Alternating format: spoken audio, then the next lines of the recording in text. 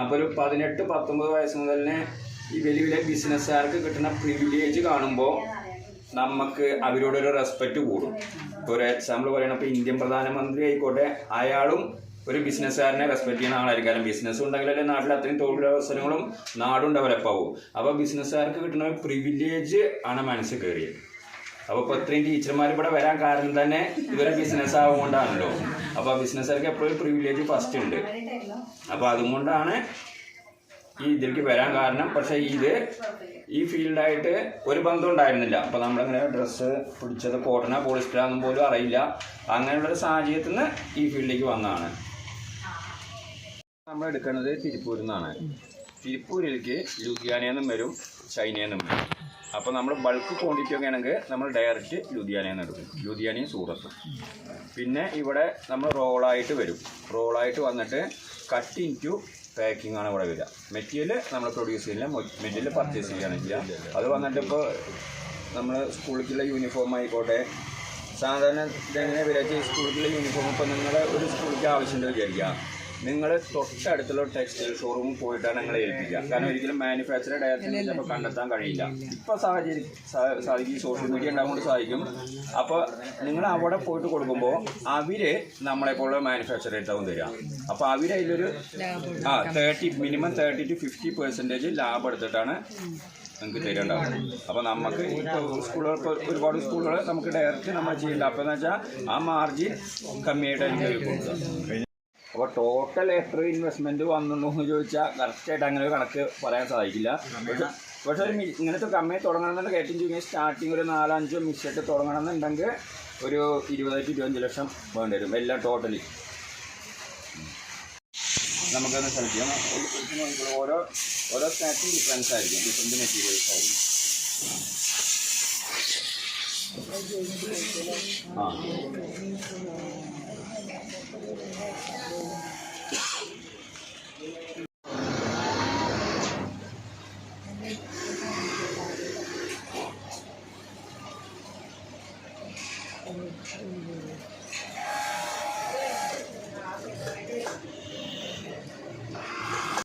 അങ്ങനെ റോഡ് വന്നിട്ട് നമ്മൾ ഇപ്പം ഇതിലൊരു നിങ്ങളെ ആരെങ്കിലും മറ്റൊരു ഓർഡർ തന്നു വെച്ചാൽ അതേപോലെ നമ്മളവിടെ എഴുതി ഒട്ടിക്കും. അതായത് BMUP സ്കൂൾ എഴുതി ഒട്ടിച്ചാലുണ്ടോ 24 സൈസിൽ 50 എണ്ണം. അത് ഓരോ കമ്പനികളിലായിരിക്കും. അങ്ങനെ എഴുതി ഒട്ടിച്ചിട്ട് ഇവിടെ കട്ട് ചെയ്യുന്ന ആൾക്കാർ അത് നോക്കിയിട്ട് ഓരോന്നിനോരോ പാറ്റേൺ ഉണ്ടായിരിക്കും. ഇതിപ്പോൾ XL സൈസ് കോളർ ടീഷർട്ടിൻ്റെ പാറ്റേൺ ആണ്. ഈ പാറ്റേൺ ഇങ്ങനെ വെച്ചിട്ട് ഇതിനനുസരിച്ചിട്ട് ഇവർ മാർക്ക് ചെയ്യും. മാർക്ക് ചെയ്തിട്ട് ഇത് കട്ട് ചെയ്യും. ഇപ്പോൾ ഒന്ന് കട്ട് ചെയ്യാൻ കാണിച്ചു കൊടുക്കേ.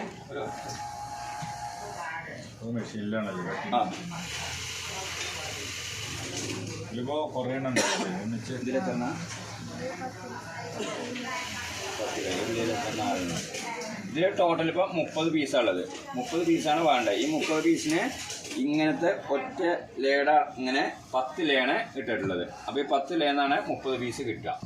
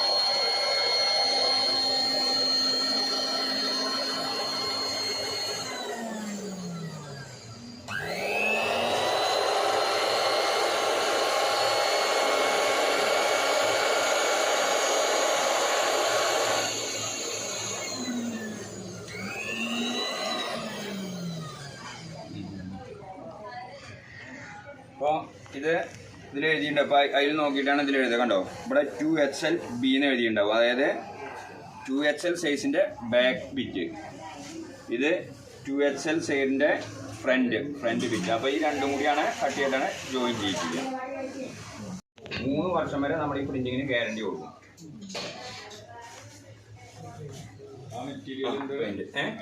അത് ഒരു കെമിക്കലാണ്. പെയിന്റ്, നമ്മൾ സാധാ പെയിന്റ് ഇല്ലേ, പെയിന്റ് പോലുള്ള ഒരു മെറ്റീരിയലാണ്.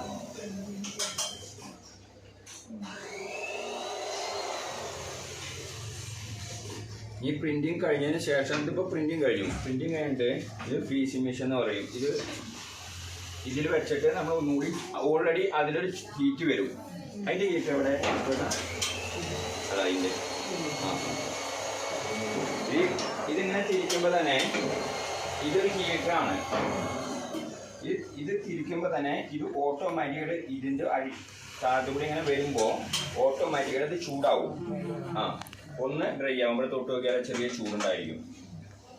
പക്ഷേ ഈ ചൂട്, ഈ ഹീറ്റ് ഉണ്ടെങ്കിൽ പോലും ഈ ചൂടാക്കിയാലും ഇത് ഒരു 2ാമത്തെ 3ാമത്തെ വാഷിങ്ങിൽ ഈ പ്രിന്റ് പോവും.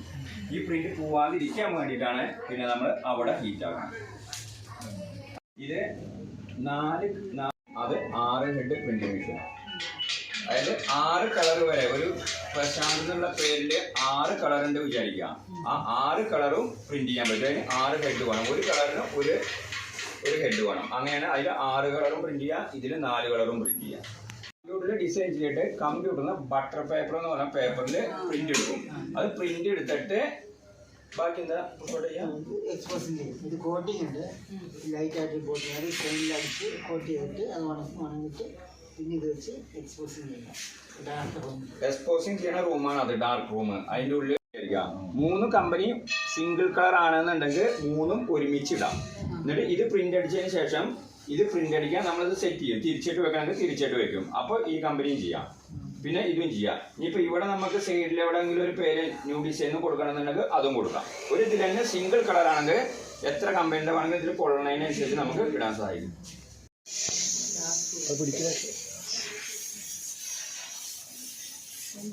സ്ക്രീൻ പ്രിന്റിംഗ് ഇതാണ് ബട്ടർ പേപ്പർ നമ്മൾ നേരത്തെ പറഞ്ഞത്. ഈ ബട്ടർ പേപ്പറാണ് നമ്മൾ അവിടുന്ന് ഈ ലെറ്റർ ഡിസൈൻ ചെയ്തിട്ട് ഈ ബട്ടർ പേപ്പറിലാണ് പ്രിന്റ് എടുക്കുക. എന്നിട്ട് ഈ ബട്ടർ പേപ്പർ ഈ ഡാർക്ക് റൂമിൽ വെച്ചിട്ട് സെറ്റ് ചെയ്യും, കോട്ട് ചെയ്യും. എന്നിട്ട് പുറത്ത് നമ്മൾ വാഷ് ചെയ്തിട്ടാണ് അങ്ങനെ ഇതാക്കിയിട്ട് വരിക.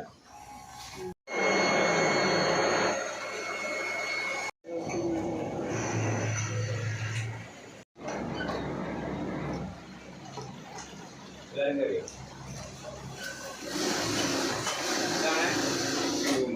ഓരോന്നും എല്ലാ ഡിഫറൻറ്റ് മിഷനാണ്. അതായത് ഈ മിഷൻ 1, 2, 3, 4 ഈ മിഷന് സിംഗർ മിഷൻ എന്ന് പറയും.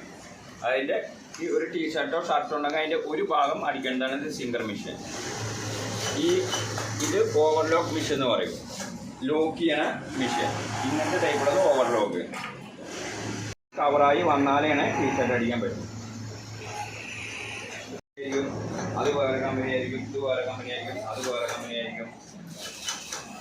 വൺ ടൈം തന്നെ ഹോൾ ഉണ്ടല്ലോ, ഈ ഹോൾ ഉണ്ടാകുന്ന മെഷീനാണ് അത്. ഇതൊക്കെ ഒന്ന് കാണിച്ചു കൊടുക്കുക. ഇവർക്ക് ഒരു ഹോൾ അടിക്കാൻ അത് ഹോളാണ്. അത് ബട്ടൺ ശരി. എന്നിട്ട് ഈ ഹോളിൽ ഇങ്ങനെ വെച്ചിട്ട് ഇത് മാർക്ക് ചെയ്യും. അങ്ങനെ ഹോൾ കണ്ടോ. എന്നിട്ട് ഇപ്പം പെണ്ണ് കൊണ്ട് ഡോട്ട് ഇട്ടുന്നതാണ്. ഇവിടെയാണ് ബട്ടൺ വരേണ്ടത്.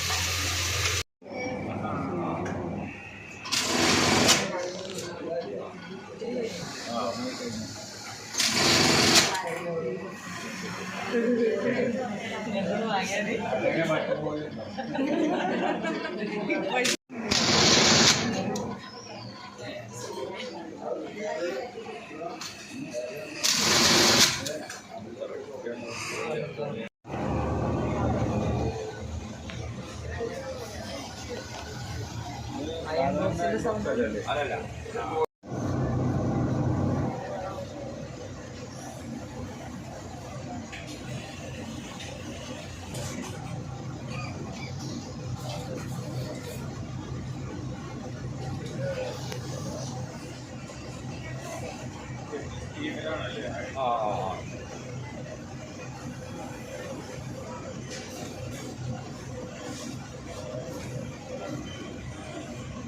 വെക്കാം.